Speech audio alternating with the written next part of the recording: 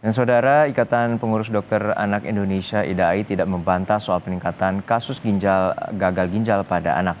IDAI juga menyoroti pola konsumsi makan anak yang didominasi makanan cepat saji serta minuman manis yang berdampak buruk pada ginjal. Ketua Umum Pengurus Pusat IDAI Dr. Piprim Basara menyebutkan dari hasil survei setidaknya 1 dari 5 anak Indonesia berusia 12 hingga 18 tahun berpotensi ginjalnya rusak. Kasus ini terkuak berawal dari isu anak-anak ramai cuci darah di Rumah Sakit Cipto Mangunkusumo, Jakarta.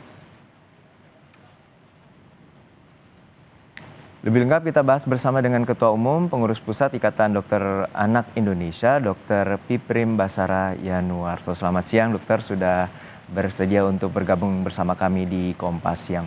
Dokter, yang ingin kami tanyakan adalah benarkah adanya lonjakan angka kasus gagal ginjal pada anak dengan adanya temuan cuci darah, terutama di Rumah Sakit Cipto Mangunkusumo? Baik, ini saya luruskan dulu ya. Jadi pada saat ada orang yang melihat sekumpulan anak dilakukan cuci darah gitu ya di RSCM, ini karena di RSCM memang ada unit hemodialisis yang khusus anak-anak ya.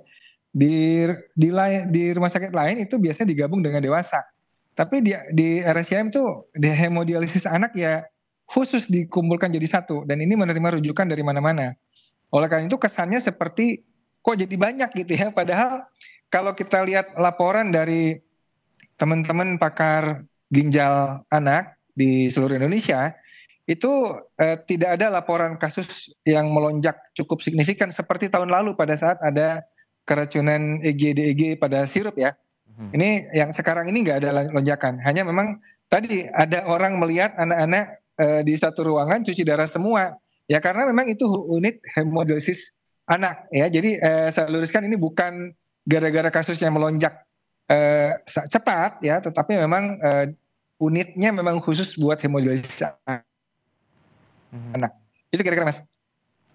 Nah, namun dari IDAI sendiri juga menyebutkan bahwa dari 5 anak, 1 anak ini dapat berpotensi mengalami kasus gagal ginjal. Lalu seperti apa sebenarnya temuan ini dan sejak tahun berapa adanya peningkatan kasus gagal ginjal, terutama tadi soal gaya hidup dan juga pola makan?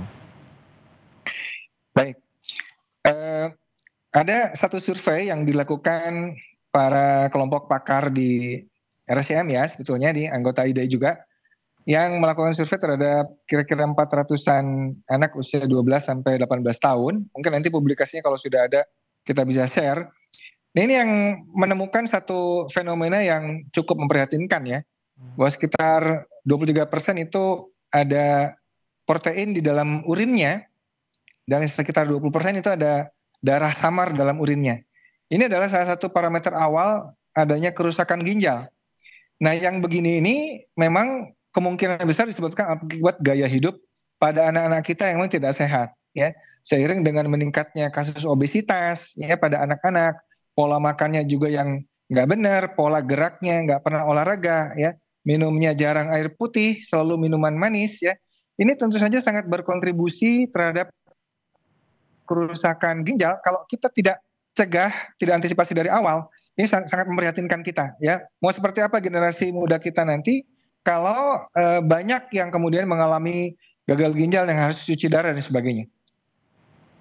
Nah, seperti apa langkah-langkah dari IDAI sendiri agar mensosialisasikan dan juga edukasi bagi masyarakat terutama anak-anak terkait dengan potensi adanya kasus gagal ginjal bagi anak? Ya, jadi tentu saja sebagai organisasi profesi ya, kami dari dokter anak biasanya menjadi advokator, menjadi narasumber, termasuk juga aktif dalam memberikan edukasi bagaimana cara untuk supaya masyarakat memiliki gaya hidup sehat. Ini sangat penting, tidak hanya ginjal, tapi juga kesehatan secara umum, secara menyeluruh.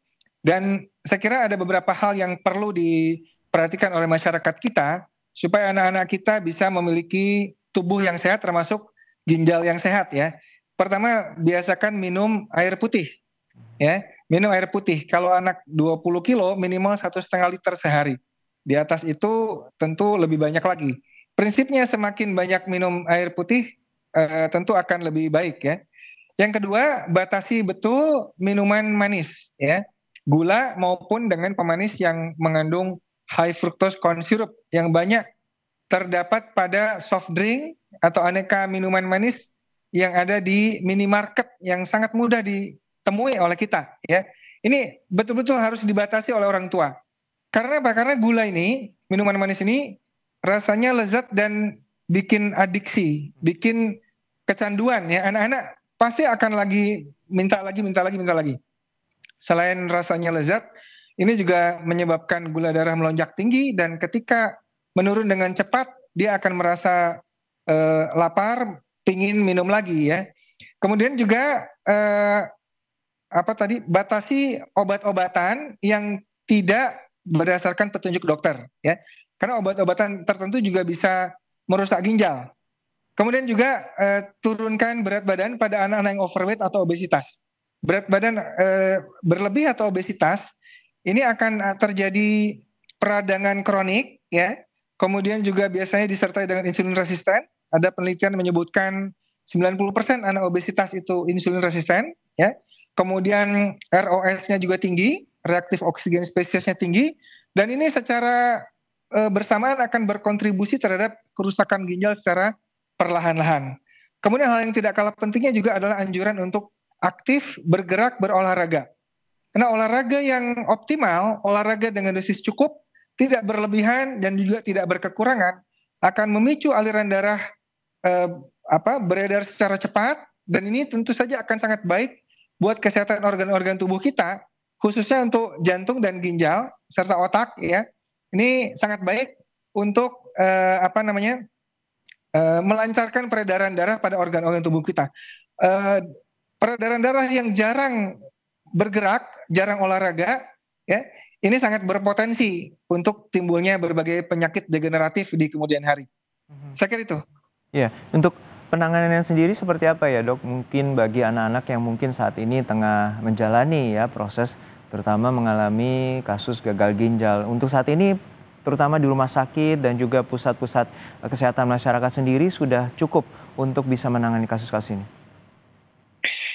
Baik, bila sudah terdeteksi ya ada gejala-gejala awal gangguan ginjal kronik ya, seperti misalkan anaknya tampak pucat, kok tingginya lebih pendek daripada anak-anak seusianya ya, kemudian lemas, anaknya juga kurus ya. Ini mungkin perlu dibawa ke dokter anak terdekat untuk dilakukan pemeriksaan, diantaranya juga fungsi ginjalnya ya.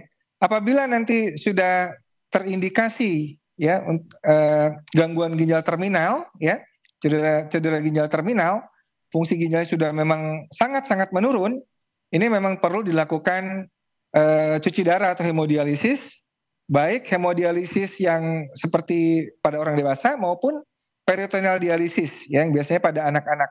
Ini tentu saja yang mengerjakan adalah pakar ginjal anak dan ini sudah ada di berbagai provinsi di Indonesia.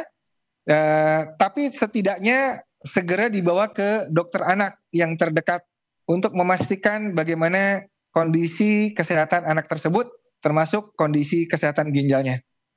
Baik, kita harapkan kasus ginjal anak terus tidak ada pelonjakan ataupun tidak ada peningkatan kasus terutama bagi anak-anak usia 12 tahun hingga 18 tahun. Terima kasih atas waktunya Dr. Piprim Basara Yanuarso, Ketua Umum Pengurus Pusat Ikatan Dokter Anak Indonesia telah berbagi bersama kami di Kompas Siang.